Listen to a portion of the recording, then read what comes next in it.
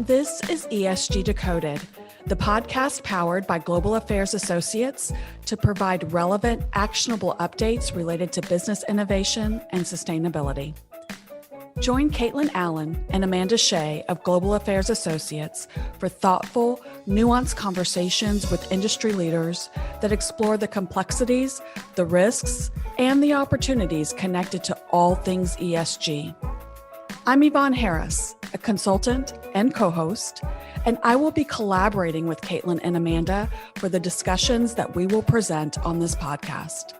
Put simply, ESG is everything that is not on your balance sheet. This leaves room for misunderstanding, oversimplification, and the tendency towards one-size-fits-all perspectives. None of that will happen on this podcast. Enjoy this episode. Hi, everyone. Welcome to ESG Decoded. My name is Yvonne Harris, and I'm serving as the host for today's conversation with Carol Liffman. And before I introduce Carol, I want to remind our audience that this podcast is powered by Caitlin Allen and Amanda Shea with Global Affairs Associates, and I'm glad to be a part of this project. Carol is a management consultant who's affiliated with Global Affairs Associates, and she has a wealth of knowledge and expertise in strategic planning and design and risk management. Carol, thank you so much for your time today. I'm looking forward to our conversation. You're welcome. I'm happy to be here. Carol, I think you know that this podcast is intended to discuss all things ESG. So talk about your work and how it connects to ESG and your journey through ESG. Well, I began my career as a geologist, and that included working in some very remote parts of the world, places like Pakistan, India, Colombia, just to name a few. Wow. And while working there, I saw how these big projects, not only projects I was working on, but other organizations, impacted the communities that I was working in.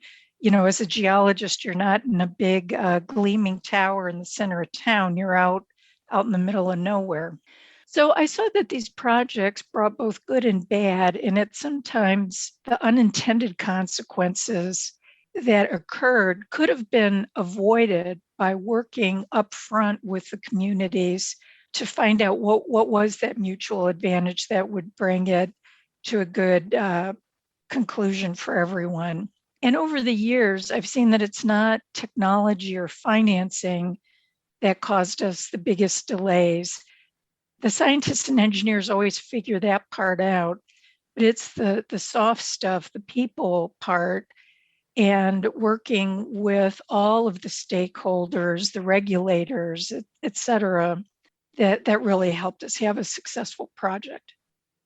Well, I'm curious, Carol, you mentioned some pretty fascinating places where you've worked. What were a couple of your favorites?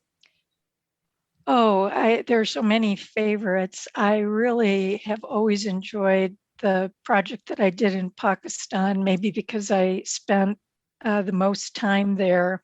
And it was such a different part of the world for me at the time. And I think it's a place that's misunderstood by a lot of people in the United States. But for physical beauty, I really enjoyed working in Southern South America and Brazil and Argentina, places like that, where the beauty of nature is on display. It all sounds so exciting. And I think we all have the travel bug right now. So just wanting to travel anywhere. And the way you describe those places is really beautiful. I've been to over 50 countries and to 50 states. So needless to say, I love to travel. Absolutely. So traveling aside, going back to now the expertise and contribution you bring to ESG, talk to us about your focus in risk management and how that fits into the ESG conversation. Well, risk management is a big topic, but I like to say that managing risk and uncertainty is the thread that ties my career together.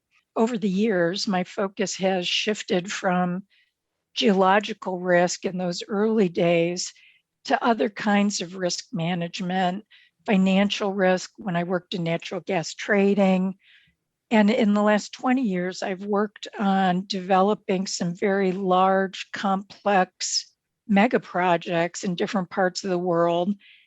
And those involve technology, the environmental and social impacts, finance. They take years to plan and complete.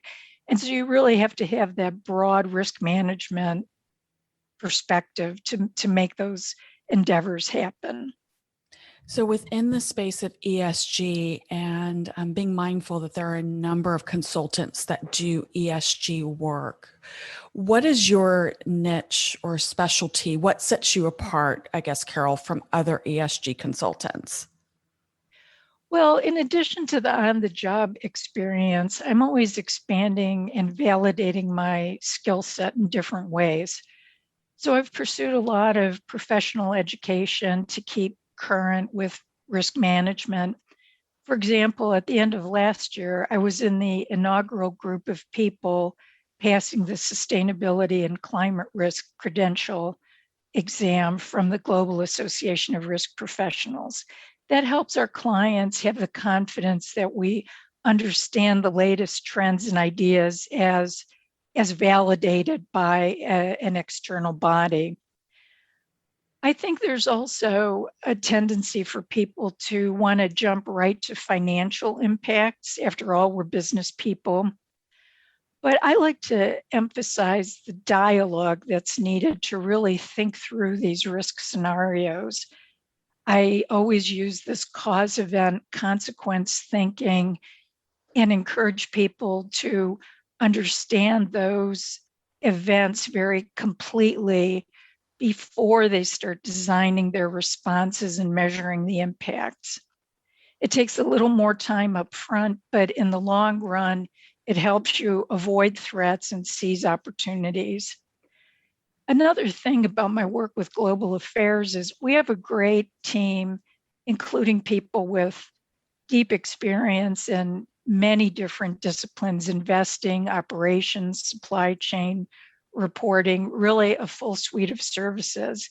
And as a small firm, we're trying to collaborate with our clients and develop a customized, pragmatic solution that's their way. We're not trying to fit you into our way.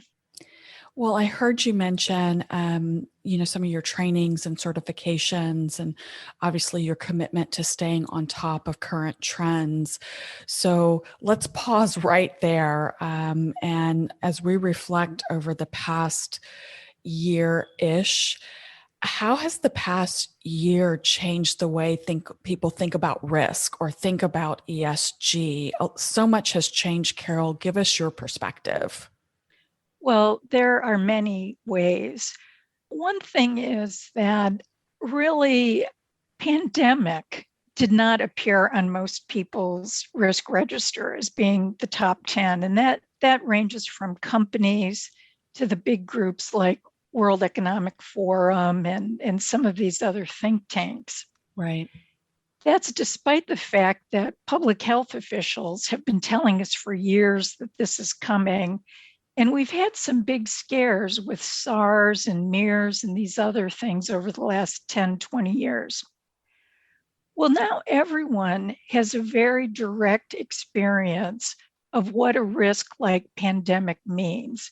And they understand that in and of itself is only one of a bunch of coincident events that are all interacting in complex ways that you have to understand in how am I going to prepare for and respond to a big risk.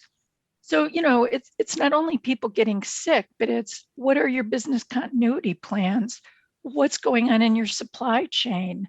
Do people have the right equipment to use when they're trying to work through this emergency?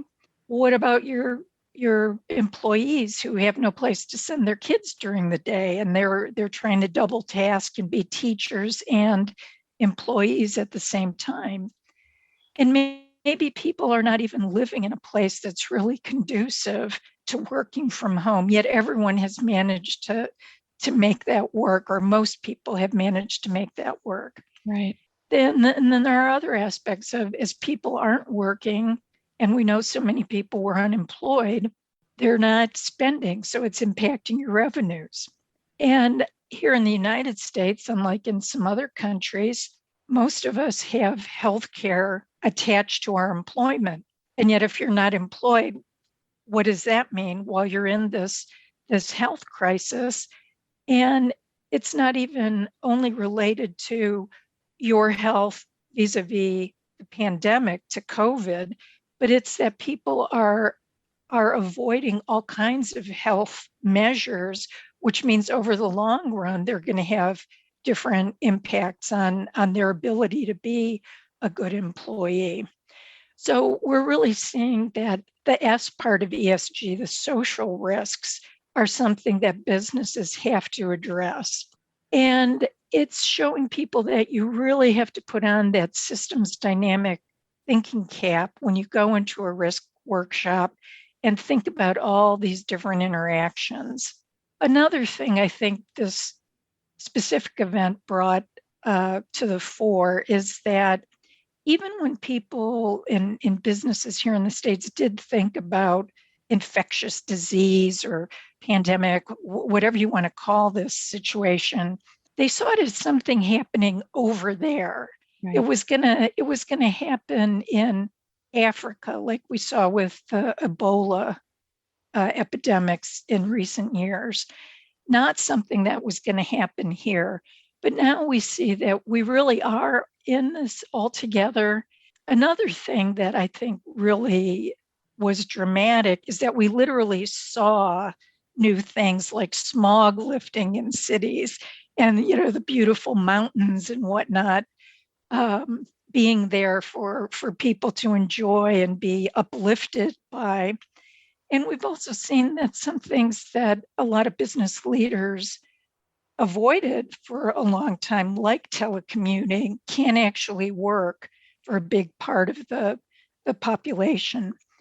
Now, of course, we maybe need to have different things in place so that people can do that longer term. But I think fundamentally, people are seeing that there's a lot of resiliency, that people can get their work done under adverse circumstances, and they're seeing that there are a lot of benefits to allowing people the flexible work schedules that we've been crying for years, right? Absolutely. And if I may, Carol, let me work backwards and say thank you for reminding us of some of the goodness that has come out from this period of time. The way that we do business is different, but different in ways that can benefit employees and families. The reminder of the smog lifting, I love that. Thank you. And just with people staying off the roads, having an opportunity to have cleaner air. I appreciate you pointing that out. And, in what you shared, the powerful reminder of now we know what this pandemic thing is like, and it's now a reality, and we understand, the business impacts that come along with it. I think a lot of companies and individuals have learned lessons and are still in the process of learning lessons, hoping that we never have to go through this again. But if we do, how do we mitigate some of the risks? But Carol, do you see other things, other risks that can fall under the ESG banner that we haven't experienced yet, and that businesses and individuals need to start thinking through and preparing for now, so that we're not caught as flat-footed as we were with the risk of pandemic? Right. Well, that's a great question. And what I like to mention is that ESG isn't something new. It's a perspective to look at the environment in a different way. In the past few years, companies have really been focused on this sort of quarterly earnings call cycle. And when you're focused on the short term, you're maybe losing sight of some of these potential events that could impact your business. And we needed to have this new lens to look at things. There are other other frameworks out there. People might have used something called teacup or pestle as mnemonics for trying to get that holistic view over the business environment.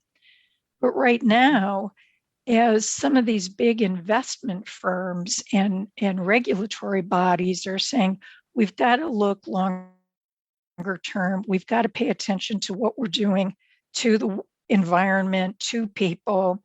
And yeah, we have to think about compliance with laws and regulations, but we also have to think about how can we go beyond that and really create this clean, healthy environment in which people everywhere can thrive.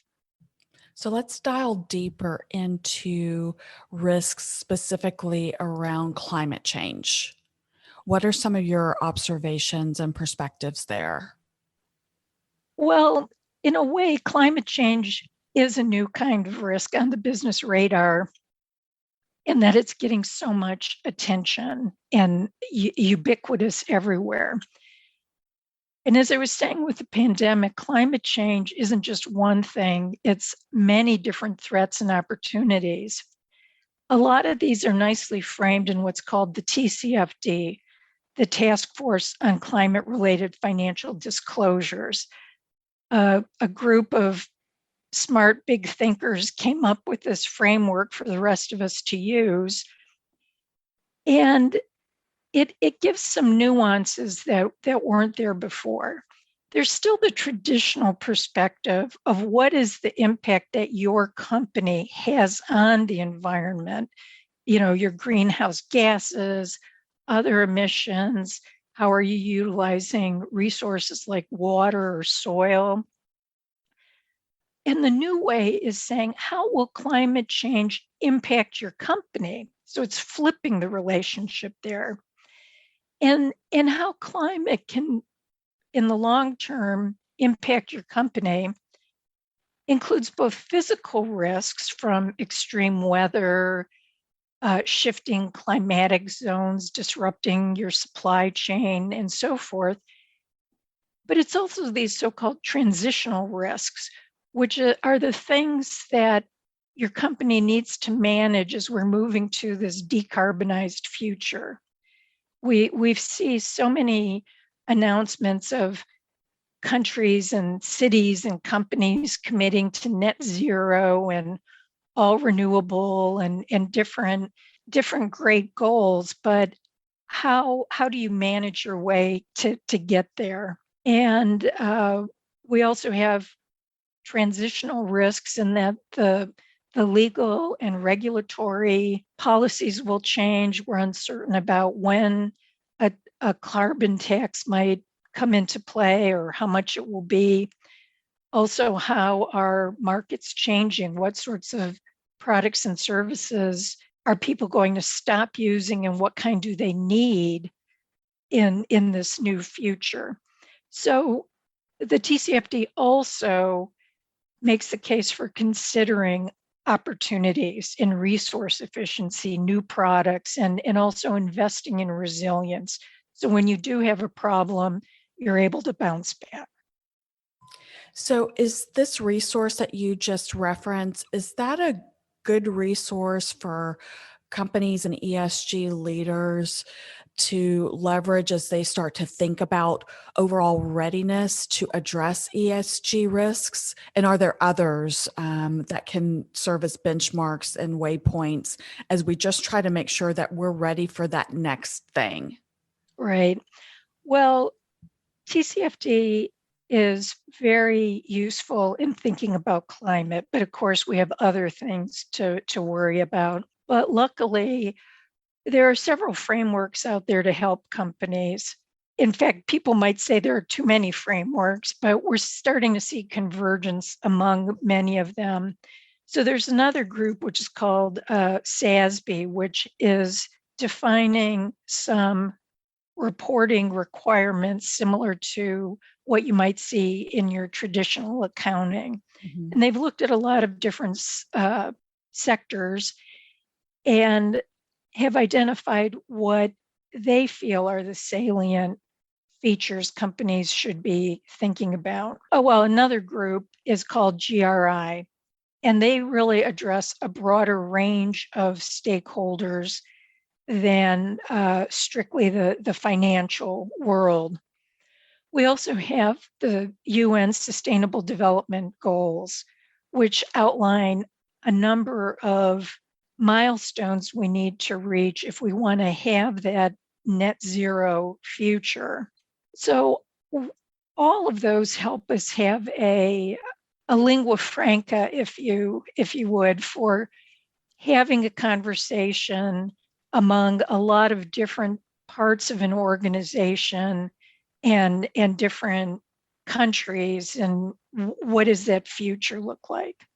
So, as we think about ESG related risks and look at it through the filter of a company's perspective, Carol, how do we layer on the concept of materiality, and how does materiality factor into our processes, our steps forward?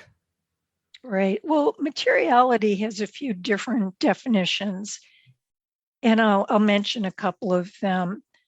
So, definitely in accounting or reporting, you can go to different sources and find out that it will say, well, materiality is something that has a potential to impact 5% of your revenue or 1% of profits or some other easy to measure number. And that's good. However, there are other things that can be material. And we also have to think of materiality not only with respect to reporting on what has happened in the past. You know, reporting is always backward looking. We have to think about materiality forward looking and when we're setting strategies for the future. So, using materiality to inform strategy means really taking the time to formulate and ask the right questions of the right people, really deeply engage with stakeholders, and take those learnings into your thinking when you're trying to create those actionable steps your business can take to having a better future. If you have the right strategy, the output of that will be having a good report. Right. We see a lot of times people are focused on, oh, well, I've got to get the good report. Well, okay, we want you to have a good report, but we also want you to do that thinking so that that is the outcome, not the goal. Business people by nature are optimists. So it's essential to be cognizant of that when you're thinking about the future. Things might not be as rosy as you imagine. They'll probably be very different than you imagine, but you have to have a broad perspective and a lot of flexibility, and start using your critical thinking about how the world may be changing, what new risks might be out there in different versions of the future. The other thing difficult for a lot of business people is that when we have this big range of uncertainty, we need to perhaps follow the precautionary principle and err on the side of caution. Well, thank you for the reminder that business people are optimists. Oh, you got to be. You do. You have to be, and thank you for pointing that out. And as we talk through just a number of the topics that we covered here on this podcast, there's a lot of work to be done, Carol. But who in the organization needs to be involved in managing ESG risk? Who are the points of contact? Who are the stakeholders?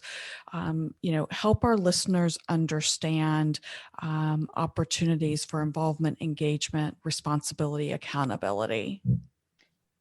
Yeah, that's a great question, and really gets to one of the most important trends in sustainability right now is that more and more companies are integrating sustainability across the business rather than having this siloed function. Not that you don't need some functional expertise and oversight, but when you have everyone, your operations managers and so forth, being involved in owning those risks, you'll get a better outcome. We can't have people in any department saying anymore, oh, those are the risks those nice ladies in CSR are going to take care of for us. If you have P&L responsibility, you have ESG responsibility, and we need everybody all in to get us where we want to go. There's also a big role for boards to play. Boards need to be asking more questions about ESG. They have oversight, but they can't develop the strategy and tactics for success. But what they can do is expand that field of vision. We also need the finance teams in on the conversation. Your CFO, your finance executives are shaping the capital allocations and performance management for your company. We need to have the sustainability professionals and those finance professionals working hand in hand to develop the metrics and techniques for measuring the hard to measure, those intangible sources of value that are becoming more and more important in defining the overall value of a company. Well, you really encapsulated it in such a powerful way by simply stating if you have P&L responsibility, you have ESG responsibility. So thank you for that, Carol. That could be like a new t-shirt. Oh, maybe I'll get some made for my next workshop. Exactly. So with where we stand right now, Carol, after the year we've been through, we're now well into Q1 of 2021. We're looking at, progress being made in the pandemic front for the first half, how that impacts business planning for the back half. And then many companies are looking to that on-ramp already to 2022. What's the next step for companies, and where do we focus, and what advice do you give us? One of the things that I can't overemphasize is that notion of integration. A company would do well now to set aside some time to think about how do they further embed ESG thinking into their core business. When you do that, you're also thinking about strategy. You're thinking about how to use that ESG perspective to identify threats and opportunities and get you to a better place in the future. Of course, if you're really blocked about what to do next, well, just get in touch with us at Global Affairs. We're ready to work with you on your ESG journey in a lot of different ways, and want to help clients really create something that's pragmatic and useful for them. Absolutely.